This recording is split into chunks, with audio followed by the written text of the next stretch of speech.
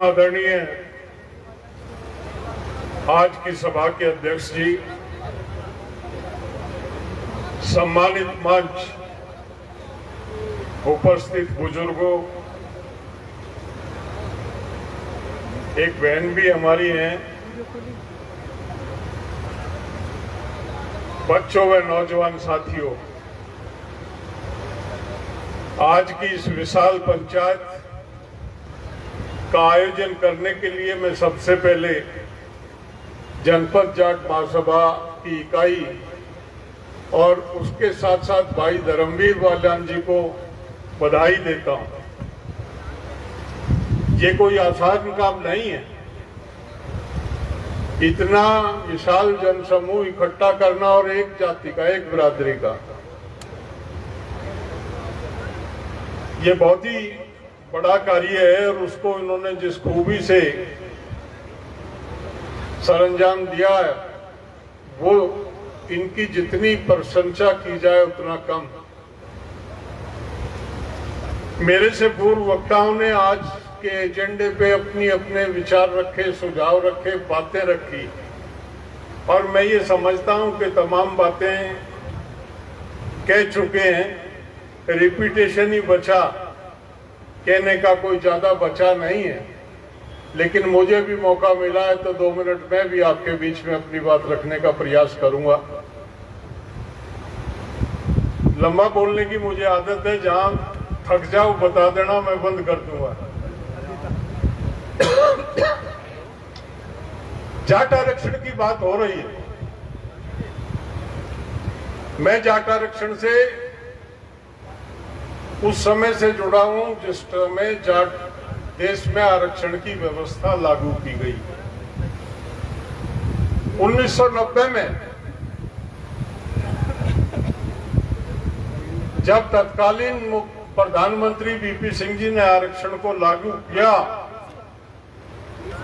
उसमें जाटों को छोड़ दिया गया। वो एक राजनीतिक लड़ाई थी, देवीलाल जी और वीपी सिंह का राजनीतिक झगड़ा था।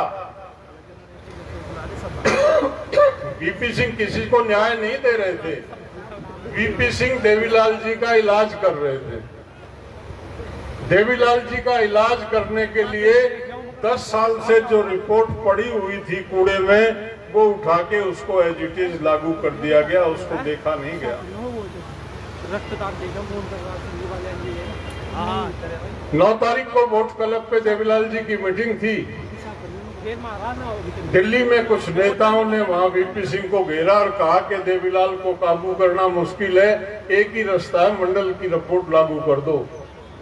7 नवंबर को वो कचरे में पड़ी हुई रिपोर्ट को लागू करा दिया। वो एक राजनीतिक खेल था। जब हमने उसको पढ़ा, देखा, उसमें हम नहीं है।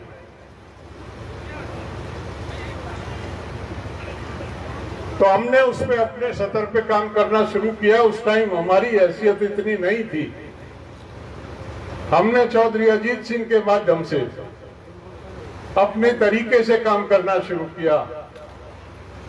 देवीलाल जी को यह था, उनको आरक्षण से कोई लेना देना नहीं था, उनको वीपी सिंह का इलाज करना था। राजनीतिक कुश्ती चल रही थी। उस कुश्ती में देवीलाल जी वीपी सिंह को चित करने के लिए जाटों को कह दिया कि आरक्षण का विरोध करो। हमारी बिरादरी आरक्षण मांगने की बजाय समझी नहीं देवीलाल क्या खेल खेल रहे हैं। मैं हरियाणा में भी क्या है, ये बात पिटने वाली बात है वैसे ही है, क्योंकि देवीलाल जी का लोग हृदय से आदर करते हैं, हम भी करते हैं। लेकिन जो है सो है, बजाय मांगने के हम विरोध करने लगे मंडल का। मुजफ्फरनगर में भी हुआ था। 17 सांसदों के साइन कराए हमने, और 117 सांसदों में कुछ मंत्री भी थे। इतना बड़ा ज्ञापन पार्लियामेंट के इतिहास में किसी बिरादरी के लिए दिया गया हो, मैं नहीं समझता। अजीत सिंह के नेतृत्व में वीपी सिंह से मिले जाके, वीपी सिंह के लिए जाट तो आग लगा रहे हैं, तुम उनके लिए आरक्षण मांगने आए हो। हमने कहा जाट आगे इसलिए नहीं लगा रहे कि मंडल मिला नहीं मिला। जाट तो मूंछों की लड़ाई लड़ रहा है, आपने देवीलाल को छेड़ा, आपका इलाज करेंगे जाट। जाट समझ नहीं रहा है कि इस मंडल में क्या होने जा रहा है और उसका नुकसान क्या होगा। वो हिसाब तो जाट पीछे लगाएगा, अभी नहीं लगाएगा, आज तो आपका इलाज करेगा। वो कहने लगे ये शांत हो जाए, मेरी सरकार बच जाए तो हम इस पे विचार करेंगे। देवीलाल जी जिसकी सरकार को गिराने की ठान लेते थे, बचना तो था ही नहीं, वीपी सिंह को डाल लिया उन्होंने। और बात ऐसे के ऐसे रह गई। 1995 में ये नोटिफाई हो गया।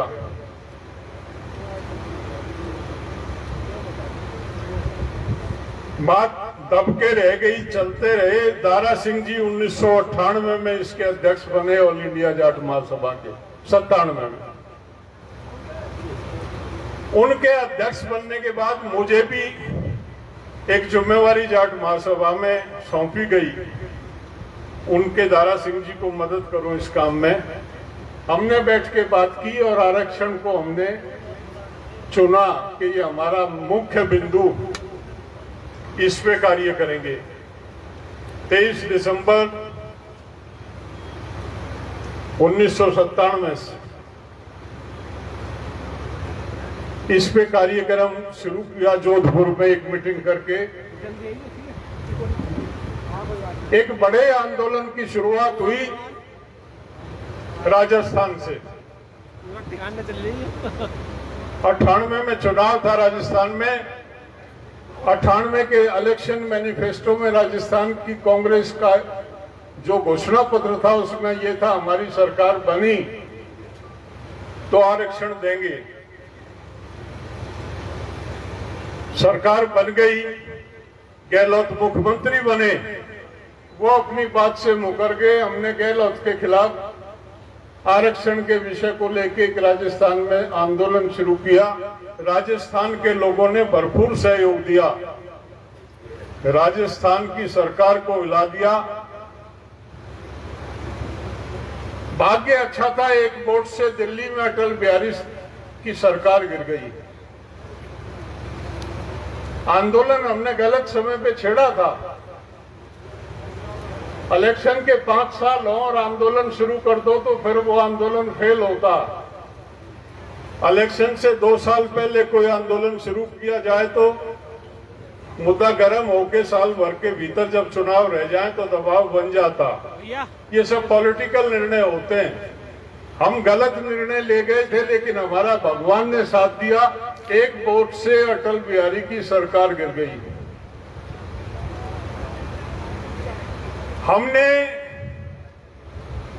समझौता कर लिया वहां पे। अटल जी ने कहा कि अगर मेरी सरकार बनी तो मैं राजस्थान के जाटों को आरक्षण दूंगा।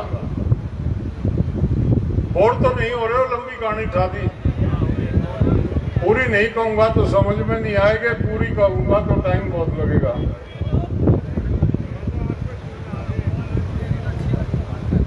वहां आंदोलन चला, सौदा हमारा हो गया था। हमने जाट महासभा के मंच से किसी पार्टी के लिए वोट नहीं मांगा। हमने कहा कि कांग्रेस ने वायदा खिलाफी की। इलेक्शन मैनिफेस्टो में कांग्रेस ने आरक्षण देने का वायदा किया था, वो मुकर गई। कांग्रेस हराओ का नारा दिया, किसी को भी वोट दे दो। उसका नतीजा वो हुआ जो बीजेपी, वहां 5 एमपी थे जिसके, उसके 21 एमपी आए। अटल बिहारी की सरकार, अगर वो 21 एमपी नहीं आते, 5 के 21 नहीं होते तो बनती नहीं। बहुत बड़ा मार्जिन नहीं था बीच में। मैं ये बात जानबूझ के बता रहा हूं कि हर निर्णय राजनीति से प्रेरित होता। जब तक राजनीतिक सौदेबाजी नहीं होती है कुछ नहीं मिलता। अटल बिहारी की सरकार बन गई, और वो भी भूल गए। उन्होंने कहा था कि पहली कैबिनेट मीटिंग में मैं नोटिफाई करूंगा। 3 महीने हो गए कैबिनेट मीटिंग, तो दुनिया भर की होली, वो भूल गए उस बात को। चौधरी अजीत सिंह जी से मैंने जाके कहा कि आपकी मदद चाहिए। वो कहने लगे क्या करना? मैंने कहा बिट्रे कर रही है बीजेपी। शीला दीक्षित से आपके अच्छे संबंध हैं। दिल्ली की रिपोर्ट शीला दीक्षित के पास पड़ी है। आप शीला दीक्षित से कह के हमारा दिल्ली का नोटिफाई करा दो। बिजली का बटन जैसे दबता है इस तरह से बटन दबते चले जाएंगे। अजीत सिंह जी ने टाइम लिया और हम एक डेपुटेशन लेके शीला दीक्षित जी के यहाँ गए। मुझे बीच में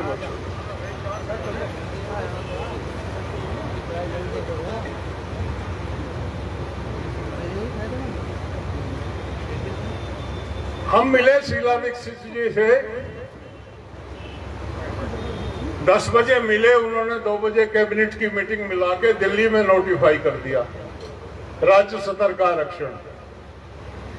जब एलआईयू की ये रिपोर्ट दिल्ली गई केंद्र सरकार के पास कि आज कांग्रेस ने दिल्ली के जाटों को ओबीसी में लेने का फैसला ले लिया, कल प्रेस कॉन्फ्रेंस करके इसकी घोषणा करेंगे।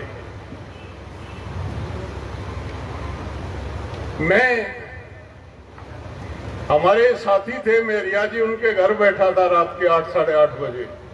मंत्री थे केंद्र सरकार में, कोई चर्चा नहीं थी।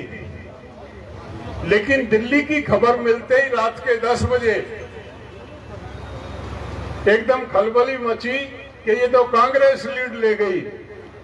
वायदा हमारा था राजस्थान में, इसका नुकसान होगा हमको। रात के 10 बजे बीजेपी ने कैबिनेट मीटिंग करके और राजस्थान के जाटों को आरक्षण दे दिया।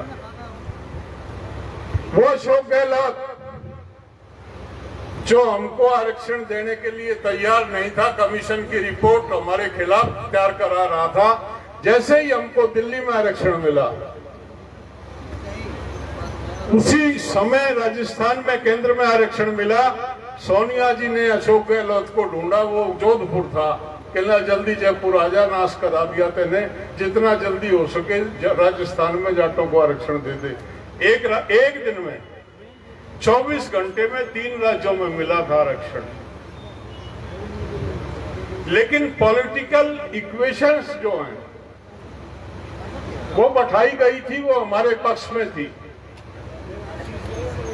उसके बाद ये चलता रहा। उत्तर प्रदेश में भाई हरेंद्र जी बता रहे थे, ये लगे हुए थे, सरदार सिंह जी थे, लक्ष्मी नारायण थे, ये थे, किरणपाल थे। उधर से अजीत सिंह जी, दारा सिंह जी, देवगौड़ा जी, ये प्रताप सिंह बैठे हैं। सादाबाद में 1 लाख लोगों की मीटिंग करी आरक्षण को लेके। गुप्ता जी हमारे मुख्यमंत्री थे। ये सीक्वेंस बनाई हमने। 3 मीटिंग हमने, प्रताप हमारे युवा के अध्यक्ष थे उस समय, जनरल साहब हमारे मैन के अध्यक्ष थे, जनरल सोलंकी। 3 मीटिंग हमने बड़ी की। इधर से हमको मलिक साहब और इनकी टीम का सहयोग था। उस सहयोग का नतीजा ये हुआ कि हमारा उत्तर प्रदेश में कमीशन ने हमको रिजेक्ट किया था, लेकिन गुप्ता जी ने कहा कि कमीशन एडवाइजरी बॉडी है, हमने उससे सलाह ले ली। हम ऐसा समझते हैं कि जाट डिजर्व करते हैं। गुप्ता जी ने हमको यूपी में भी स्टेट लेवल पे आरक्षण दिया। जब हमने उनका अभिनंदन किया गुप्ता जी का, तो गुप्ता जी ने कहा कि मैं आज जाटों के ऋण से उऋण हो गया। इस बीजेपी में मुझ जैसे आदमी को कोई समझता नहीं है। चौधरी चरण सिंह ने 1967 में मुझे अपनी सरकार में उप मुख्यमंत्री बनाया था। वो कर्जा था मेरे ऊपर जाटों का, आरक्षण देके मैंने अपने कर्जे को उतारा। कहां से कहां काम आता। 67 की घटनाक्रम थी और 2002 में वो हमारा काम करके उसको जोड़ रहे हैं 1967 से। मध्य प्रदेश में आरक्षण हुआ, दिग्विजय सिंह ने उस टाइम पे, हमारे जो साथी थे अजय सिंह हमारे साथ थे, करके दिग्विजय सिंह से हमने करा, साहब सिंह वर्मा जी की मदद लेके हिमाचल में वो हुआ, वो आरक्षण 9 स्टेटों में हुआ। इस कड़ी में चल रहे थे,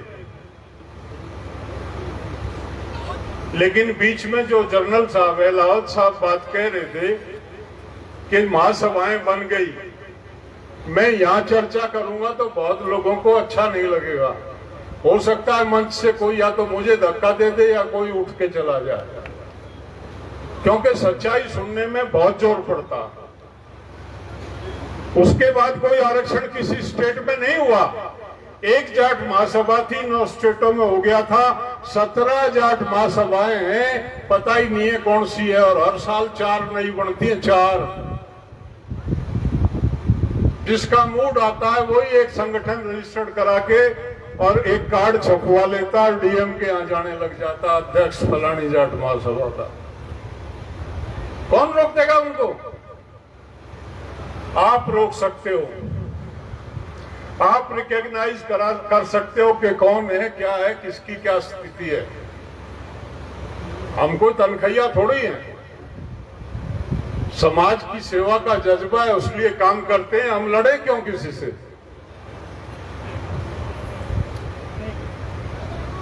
अभी जो भाषण दिया गया उसमें इंगित कर रहे थे किसी बात को, और मैं अगर उसका खुलासा करने लगूं तो भारी पड़ेगी वो बात। गलत प्रवृत्ति है, गलत आदत है। कहीं किसी को कोई आरक्षण नहीं हुआ।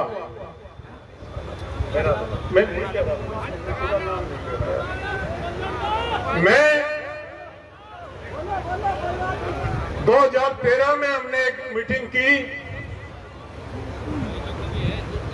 हमारे अध्यक्ष महाराजा अमरिंदर सिंह थे, उस मंच पे चौधरी अजीत सिंह थे, उस मंच पे भूपेंद्र हुड्डा थे, वीरेंद्र सिंह थे, बिरादरी की तमाम सरदारी उस मंच पे थी। दूसरे दिन मुझे जनरल साहब का फोन आया, राजा साहब का फोन आया। राजा साहब ने कहा,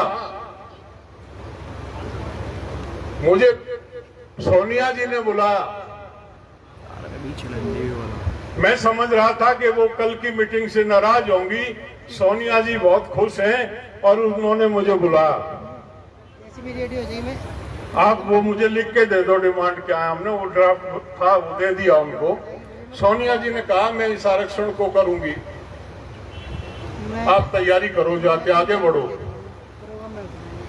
हम उस लड़ाई को बढ़ाते रहे। चौधरी अजीत सिंह, भूपेंद्र हुड्डा, जयंत चौधरी, दीपेंद्र और अनेक नेता जो विधायक थे, मलिक साहब जैसा कह रहे थे, सब लोग थे। जिसकी जितनी ताकत और हैसियत थी जुटे हुए थे, लेकिन मुख्य भूमिका में क्यों बड़े नेता चौधरी अजीत सिंह, भूपेंद्र हुड्डा और कैप्टन अमरिंदर अपने अपने प्रदेश के धुरंधर हमारे साथ थे और सोनिया से लगे रहे बातचीत में। 3 तारीख की आखिरी कैबिनेट मीटिंग थी, 2 तारीख की, 2 अप्रैल 1914 को। 5 को इलेक्शन डिक्लेयर होना था। हम बैठे, मैंने कहा तो गई, सोनिया का वायदा गया, बातचीत से निकल गया। भूपेंद्र हुड्डा ने अपना रिजाइन लिखा, चौधरी अजीत सिंह ने अपना रिजाइन लिखा। कैबिनेट मीटिंग में गए कि हमारे इस्तीफे, हम इलेक्शन में जाने के काबिल नहीं है, हम बिरादरी को क्या मुंह दिखाएंगे। और वो दबाव बना। 2 तारीख की मीटिंग में जाटों को केंद्रीय सूची में आरक्षण मिले, वो रेजोल्यूशन पास हुआ। 3 तारीख में हमने उसको नोटिफाई करा। नोटिफिकेशन करा के हम उसको गवर्नमेंट प्रेस में दे के आखिरी काम जो होता करके तब अपने घर आए। अगले दिन 10 बजे इलेक्शन डिक्लेयर हो गई। बहुत लोग अपनी पीठ थपथपाते हैं कि हमने तीर चलाए थे, इसकी वजह से आरक्षण हो गया। हमने मंच में, बड़े मंच से कहा था हमने कुछ नहीं किया, ना हमारी ताकत। जो किया वो चौधरी अजीत सिंह ने किया, भूपेंद्र हुड्डा ने किया और चौधरी अमरिंदर सिंह ने किया। हम इनसे आगे किसी को जानते नहीं। ये किनके यहाँ गए थे और किनसे हमारी सिफारिश की हमको नहीं पता। श्रेय है तो इनको है। हमने भरी मीटिंग में, हजारों लोग थे, तालकटोरा स्टेडियम भरा हुआ था। हमने कहा कि आरक्षण आज इन 3 लोगों की बदौलत हमें मिला। बहुत लोग दावा करते हैं हमने तीर मारा, हमने छक्का मार दिया, चौका मार दिया। नहीं है वो। अजीत सिंह जी अब हमारे बीच में, अभी कह रहे थे ब्रजबीर, बीजेपी ने उस टाइम पे, बीजेपी को नहीं था कि हम सत्ता में आएंगे। चौधरी अजीत सिंह को 15 सीटें ऑफर की गई थी। चौधरी अजीत सिंह कहने लगे 2 दिन पहले मुझे कांग्रेस की वजह से मेरी बिरादरी को आरक्षण मिला, अगर आज मैं बीजेपी की तरफ बढ़ता हूं तो कीर्तगन कहलाऊंगा। और उसने उस समझौते को नकार दिया था चौधरी अजीत सिंह। और मेरी महान बिरादरी ने क्या किया था? चौधरी अजीत सिंह और भूपेंद्र हुड्डा का इलाज किया था 2014 में। उसके बाद अपना हुआ किया था ना। कोई कैसे मदद करने आएगा? और हम क्या करेंगे? इन नेताओं के बिना तो हम अधूरे हैं। एक आगे बाउंसर है। आज की जो परिस्थिति, दूध काटने के लिए बाउंसर है। मैं छोटी सी बात बीच में ऐड कर दूं। मेरे से पूर्व कई वक्ताओं ने कहा आरक्षण हम क्यों मांग रहे हैं? हमारे समकक्ष जो जाति है उनको आरक्षण मिल गया। समकक्ष कौन होता है समाज में? जो बिरादरी एक घड़े में पानी पी ले और एक हुक्के में घूंट मार ले, वो बराबरी समानता पे मानी जाती है। जिनका हमारा हुक्का पानी साझा है उनको सबको मिल गया। हमारी बोली मिलती है, हमारी भाषा मिलती है, हमारा पेशा मिलता है, हमारी लैंड होल्डिंग एक सी है। ये विधायक जी बैठे हैं हरियाणा से, चले गए। हमारी सब कुछ मिलता है हमारा, लेकिन हमको छोड़ दिया गया क्योंकि देवीलाल जी का इलाज करना था। हमको सिर्फ इसलिए छोड़ा, मैं इतनी लंबी कहानी इसलिए कह रहा हूं कि क्यों नहीं मिला। आरक्षण न्याय देने के लिए नहीं था। न्याय देने के लिए होता तो हमारे समकक्ष बिरादरियों को या तो उनको भी नहीं मिलता या हमको भी उनके साथ मिलता। हमारा इलाज करना था कि देवीलाल के साथ ये मंडल का विरोध कर रहे हैं, देवीलाल को ये ताकत दे रहे हैं, इनको राजनीतिक इलाज इनका कर दिया जाए, मंडल से बाहर रखा गया। ये स्टोरी है आरक्षण की। केस चला, जनरल साहब ठीक कह रहे थे, ये रोज कोर्ट में जाते रहे, फैसला हुआ। वैसे तो वो जज, जनरल साहब को याद होगा, पहले दिन जब डेट थी तो नरीमन वहां कह रहा था जाट पिछड़े तो है नहीं, फिर भी सुन लेते हैं। तो फैसला तो उसने केस की हियरिंग से पहले दे दिया था। आईवाश हुआ था वहां। फैसला तो कोर्ट बना चुकी थी कि इनको हराना है। इसमें कोई खास लॉजिक नहीं है उसमें जो फैसला, लेकिन हमको बाहर किया गया। जो एक तरीका होता है प्रजातंत्र में, सरकार के पास ही फरियाद होती है। मार्च 2015 में हम प्रधानमंत्री जी के पास अपनी फरियाद लेके गए थे, पूरे देश का जाट समाज। संजीव बालियान जी हमारे साथ थे, तमाम सांसद हमारे साथ थे, और अमन सिंह जी ने बताया उनके शब्द। उन्होंने ये कहा था कि जाटों के साथ निश्चित तौर पे न्याय होगा और इस काम विधिवत करेंगे, इसमें कोई कानूनी खामी नहीं छोड़ेंगे, आपको आरक्षण मिलेगा, ये मैं आश्वासन देता हूं। मैंने जाटों का नमक खाया, ऐसा आश्वासन प्रधानमंत्री का है जो पंचायत के सामने दिया था। दोबारा 2017 में उसमें भी बालियान जी हमारे साथ थे, संजीव जी। अमित शाह के घर बैठे थे, अमित शाह ने कहा जाटों को आरक्षण मिलेगा, वायदा करता हूं मेरी मूंछ का बाढ़ ले जाओ। इससे बड़ा प्रॉमिस तो कोई होता नहीं समाज में। मूंछ के बाढ़ की कीमत समझी जाती है ना। अब हमें क्या पता उनकी मूंछ कैसी है, लेकिन उन्होंने कहा था आरक्षण मिलेगा बिचौलिए से। मैंने संजीव बालियान जी से एक दिन निवेदन किया था, 2023 नवंबर के अधिवेशन दिल्ली में मैंने निवेदन किया था वकील के बिना नहीं मिलेगा। उस टाइम हमारे पास वकील थे अजीत सिंह, भूपेंद्र हुड्डा, अमरिंदर सिंह। मैंने अपील की थी भाई से, आप और चौधरी वीरेंद्र सिंह थे उस टाइम बीजेपी में, आप हमारे वकील बनके हमारी पैरवी कर दो। बिना वकील के आरक्षण मिलेगा नहीं। हमारा काम है लोगों को इकट्ठा करके अपनी आवाज को बुलंद करके एक दबाव बनाना।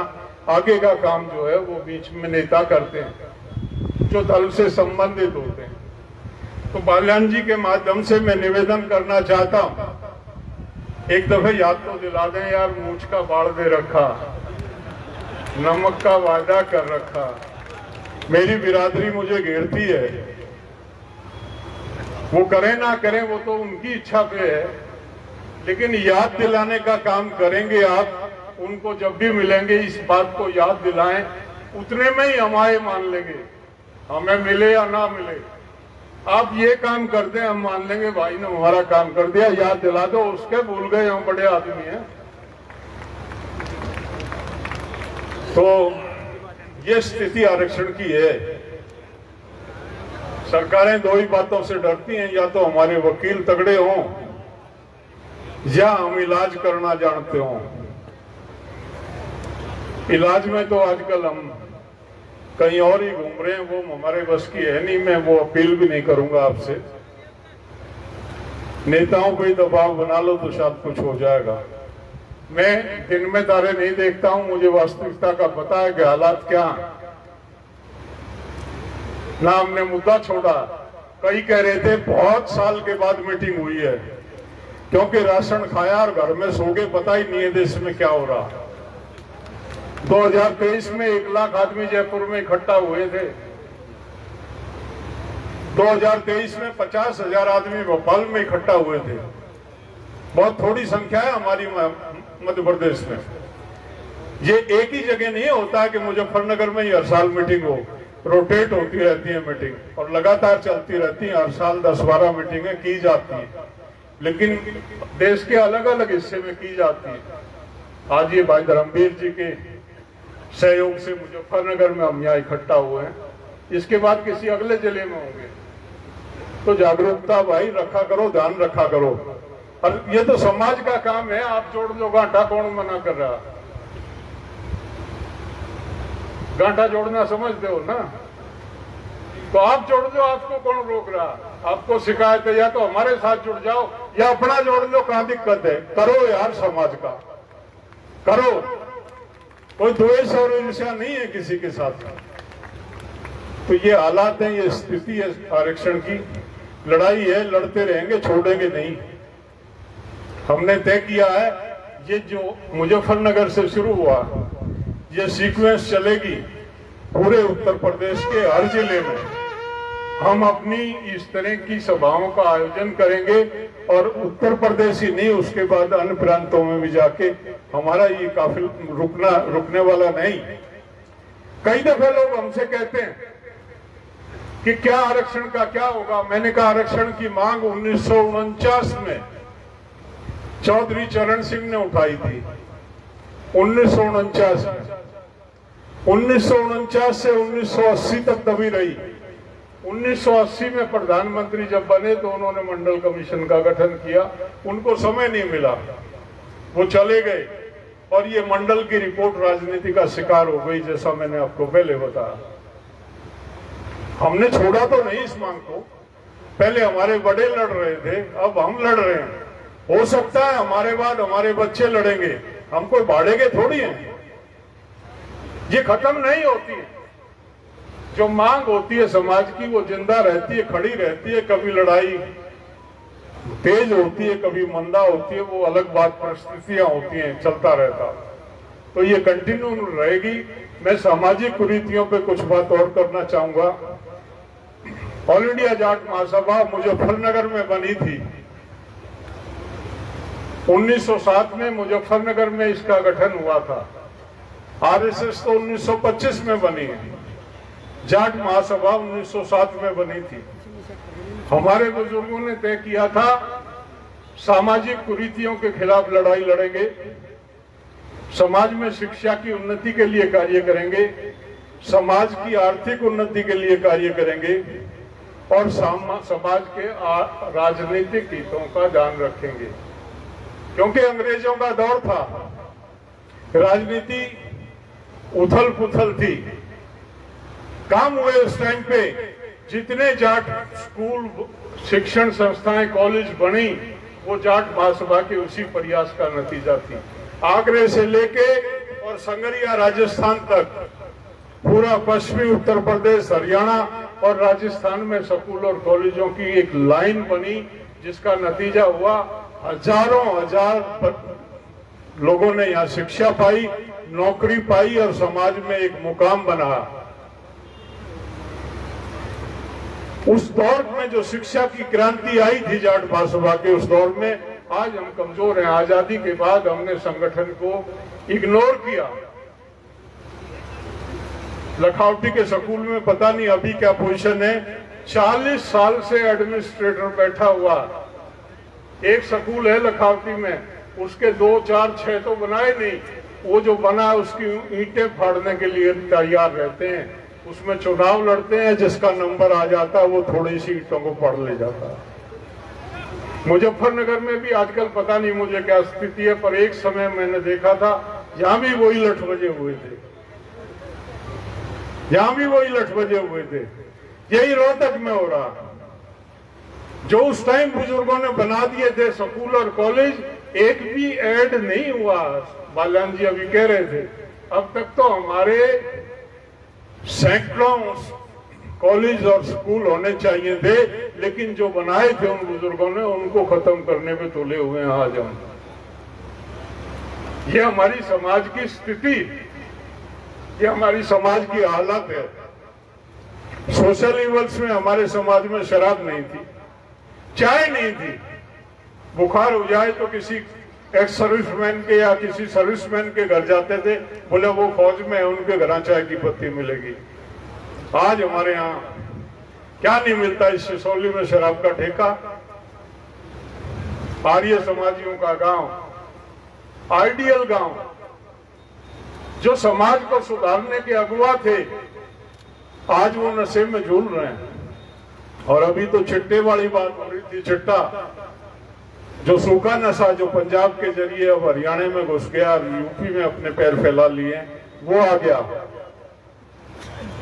सोशल इवल्स पे कौन सुधार करेगा? पंचायत ने अनेक निर्णय लिए, 11 आदमियों की शादी, दिन की शादी, दहेज पे प्रतिबंध लगाया, 5 बर्तन 5 कपड़े, नगद क्या होगा, ये सब बातें तय हुई, चलती रही, फिर ढीला हुआ, फिर चलती रही। इस तरह की पंचायतें समय समय पे, आज फिर वक्त आ गया। और आज तो और बड़ी बीमारी हमारे समाज में आ गई है। उस कई वक्ताओं ने कहा हमारे समाज की 50% से ज्यादा शादियां 1 साल के भीतर टूट जाती हैं। 1 साल के भीतर सबके हाथ में मोबाइल है। सासू कहती है बर्तन मांज ले, तो वो बर्तन पीछे हाथ लगाती है, लड़की पहले फोन करती है। माँ ये रांड जो है टिकट ना देती, 6 बजे ठावे 10 बजे तक दुखी रखे। अब बर्तन की कह रही है, तो माँ ये नहीं कहती बेटा बर्तन घर का काम है करना पड़ेगा। माँ सीधा कहती है मार ससुरी के कान पे। जब सासू के कान पे मरवाएगी लड़की की माँ, तो होगा क्या? फिर आती है पंचायत चौधरी नरेश जी के पास, और पंचायत आके बैठती है, ये कोशिश करते हैं, सारा दिन लगे रहते हैं। ये आजकल मुकदमे यही है इनकी कचहरी में। तो एक दिन ये कह रहे थे कि भाई दिक्कत ये है फैसला करते हैं, हाँ बढ़ जाते हैं, और फैसला सिरे नहीं चढ़ता, फिर मुकर जाते हैं। मैंने कहा बिल्कुल ठीक है भाई चौल साहब, फैसला किया आपने, कौन आया था? बोला लड़की का चाचा था, दादा था, बाबू था। मैंने कहा यही तो है, वो घर में है कहां? समय बदल गया, लड़की की माँ ने बुला लो, दादी बुआ ने बुला लो तो फैसला टिकेगा। वो जाते ही कहती है ऐसे 100 पंचायती दिखे हैं, और ऐसे ऐसे शब्दों का उपयोग करती है जो सुन नहीं सकते, ऐसे शब्दों का। मैंने कहा आदमी से फैसला मत किया करो चौल साहब, पहले उससे कहो अपनी बहू ले आओ भाई, वो हाँ करेगी तो फैसला करेंगे। ये हालात है, मैं ठीक कह रहा हूं। आज इस पंचायत में एक भी नहीं है, हम भाषण दे रहे हैं। आप सीख के जाओगे, आपके किस काम आओगे? आपकी चौधर है ही नहीं घर में। यहां 90% ऐसे हैं जिनका नहीं है व्यवहार। ज्यादा कह दियो थोड़ा घटा लेना, और जिनका ब्याह है उनको लाते नहीं पंचायत में। टिकेगा कैसे समाज? उन महिलाओं को ले आओ, पहली अध्यापक महिला होती है, 7 साल तक बच्चे को मां सिखाती है, और 7 साल तक संस्कार 80% दिमाग बच्चे का फुल हो जाता, 20 बचता किताबी ज्ञान के लिए। 80% सामान्य ज्ञान, सामाजिक ज्ञान उसका पूरा हो जाता। वो माँ उजड़ है, वो सिखाती क्या? कुछ भी नहीं, क्योंकि उसको आप पंचायत में लाते नहीं, समाज में वो जाती नहीं, वहीं अपनी पड़ोसन में दुरानी जेठानियां की तू में रहती है, वही शिक्षा चलती रहती है उसकी। अच्छे समाज की कल्पना कर रहे हो आप। बुआ और दादी का समय चला गया, शादी होते ही मुजफ्फरनगर जाएंगे, सिसौली छोड़ दी, बोले बालक वहां अच्छे पढ़ेंगे, क्योंकि सासू नहीं रहनी चाहिए पास। बच्चे में संस्कार कहां से आएंगे? कौन देगा? दादा की भूमिका 7-8 साल के बाद उसकी शुरू होती थी। दोनों का, दादी और दादा का, दोनों का इलाज कर दिया, अपना बर्तन भांडे उठा के शहर की तरफ चले जाते हैं। कुछ ये टेलीविजन ने पकड़ लिया, टेलीविजन भी आया गया हो गया, अब तो मोबाइल ने पकड़ दिया। जिसकी जो पसंद है वही लगाता। इस बीमारी से नहीं बच रहा समाज, इस बीमारी ने बर्बाद कर दिया। बच्चों में इतना ज्ञान नहीं है कि वो विश्लेषण कर लेके देखना क्या ना नहीं क्या देखना। सिखा हम नहीं रहे। सासू को रखती नहीं है साथ, बच्चा रोता, रोटी पोनी है, उसको मोबाइल दे देती है लगा के। मैंने देखा 8-10 महीने के बच्चे के हाथ में मोबाइल पकड़ा रहा, बोला ये मोबाइल से खेलता रहता, रोता नहीं है। तो भाई मोबाइल से बच्चे तैयार करोगे तो संस्कार ही नहीं होंगे, ऐसे ही फिर जवाहरलाल बनेंगे। वो क्या करेंगे? किस तरह का परिवर्तन चाहते हो? धर्मवीर ने अच्छी शुरुआत की है, ग्राम कमेटी बनाई है। गांव में एक दिन हवन करो, किसी अच्छे भले आदमी को बुला के, जो आर्य समाज के उपदेशक आते थे, उन्होंने इस समाज की दिशा बदल दी थी। पश्चिमी उत्तर प्रदेश, हरियाणा, दिल्ली देहात और कुछ भाग राजस्थान का, वहां का वो जीवन बदल दिया था। वो इस तरह की बातें बताते थे समाज के बीच में, जिससे अलग ही तरह से का लोग तैयार हुए थे। आज मैं आ रहा था आपके यहाँ, लोग एक ट्रॉली सी लेके जा रहे थे, मेरी समझ में तो आया नहीं। मैंने कहा ये क्या फंड है? बोला जोत ले जा रहे हैं। भैंस ने पानी पियान नहीं, यहाँ जोत ले जा रहे हैं भैंस के, पता नहीं कौन से मंदिर से ले आए और किस मंदिर में ले जाए। कावड़ जा रहे हैं, कावड़ पे जा रहे हैं। 2 दफे कावड़ पे जाएंगे, रास्ते में सुल्फा मिलता है फ्री का। अब वो चिट्टा आ गया, बोले चिट्टा तो तुम कावड़ लेने भेज रहे हो, चिट्टा तो मिलता ही है ना वहां पे। जो गौमुख से कावड़ उठाता है उसको चिट्टे की कमी नहीं है। नशेड़ी तो हम बना ही रहे हैं, जागरण कराते हैं। अरे हम कर्मयोगी थे, काम करते थे, सुबह बैल खोले बोला ले राम का नाम, हड़ में जुआ धरा ले राम का नाम, हड़ पे मुठ पे हाथ धरा ले राम का नाम।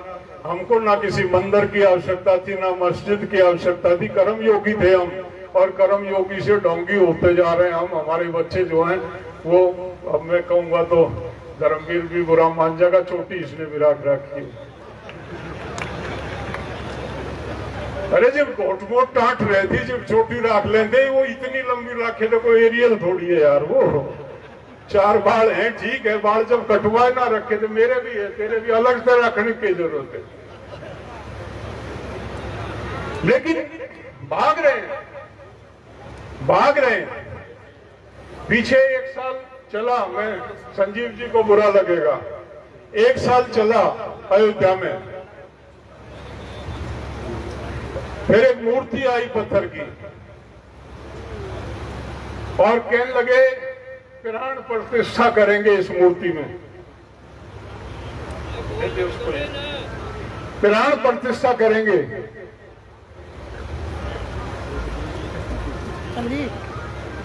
कण कण में राम, ये सुना था हमने। हर जगह राम, राम का कोई स्थान नहीं है, हर जगह व्यापक है, वो हर जगह मौजूद है। और ऐसा कौन पैदा हो गया जो एक पत्थर में राम की आत्मा लाके राम की आत्मा में गाल देगा? वो हमने समझ में ना आया, उसने अपने बाप दादा के भी गाला दागी। लेकिन है लोगों को बहकला रखा, बेकार रखा। मैं दिल्ली जयपुर हाईवे पे मेरा है, खाटू श्याम जा रहे हैं, फलाने श्याम जा रहे हैं, धिकड़े श्याम जा रहे हैं। वो अरे तेरा बाप है घर में, तेरी माँ है घर में, तेरी दादी है घर में, दादा है घर में, जो भी है वो सबसे बड़े तीर्थ हैं। उनका आशीर्वाद लेके सुबह काम करने लग जा। अगर तेरा कोई काम बिगड़ ले तो मैं गारंटी देता हूँ तेरे पैर के नीचे से निकल जाऊंगा। उससे बात नहीं करते, उससे रोटियां की नहीं पूछते, उनको डांटते हैं, उनको डपटते हैं और वहां जाके ठगी करा के आते हैं। ये हमारा संस्कार नहीं है, हमारी जाति का। हमारे पूर्वजों ने हमको ये शिक्षा नहीं दी। हम पोप से लड़े, हम पाखंड से लड़े, हम आडंबर से लड़े, और जब तक हम अपने ओरिजिनल कैरेक्टर में नहीं आएंगे, जब तक इस ढोंग और पाखंड को नहीं छोड़ेंगे, तब तक मेरी बिरादरी का कल्याण होने वाला नहीं है। हमारा मूल स्वभाव है, उसमें लौटना पड़ेगा और उसके लिए हमको कार्य करना पड़ेगा। जो जाट महासभा के विरोधा बनते हैं, जो जाट महासभा में तीर कमान चलाते हैं, वो लगे इसमें और अपनी परफॉर्मेंस दें, काम करें प्रैक्टिकल में, लोगों के बीच में जाए, लोगों के बीच में जाके काम कराएं। संगठन बनाने से किसी समाज का कुछ नहीं होता।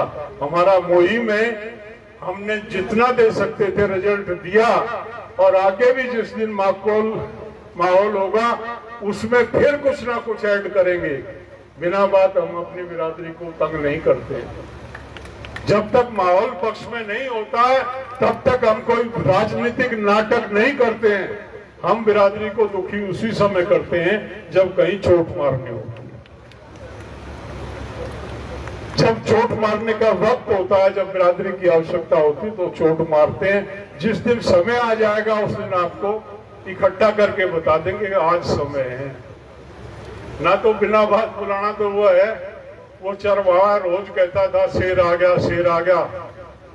जिस दिन असली आया उस दिन कोई नहीं आया। इसलिए रोज रोज बुला के आपको थकाना नहीं है, लेकिन जिस दिन बुलाएं उस दिन तैयार रहना, चोट मारेंगे। आपने मुझे सुना, सम्मान दिया, मैं आपका आभारी हूं। धन्यवाद। जय जाट।